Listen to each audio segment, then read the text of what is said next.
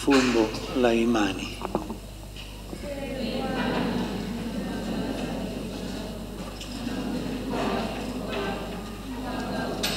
Kwa hiyo Bwana, tunapoadhimisha ukumbusho wa mateso ya mwanao yaletayo wokovu pamoja na ufufuo wake wa ajabu na kwa kupaa kwake mbinguni, na tunapoutazamia ujio wake wa pili, tunakutolea kwa shukrani sadaka hii iliyo hai na takatifu. Tunakuomba uiangalie matoleo ya kanisa lako, na kwa kumtambua Yesu aliye kafara, ambaye ulitaka kutulizwa kwa sadaka ya kifo chake, utujalie sisi tunaotiwa nguvu kwa mwili na damu ya Yesu na kujazwa Roho wake Mtakatifu, tupate kuwa mwili moja na roho moja katika Kristo. Yeye atufanye sisi tuwe kwako sadaka timilifu na ya milele,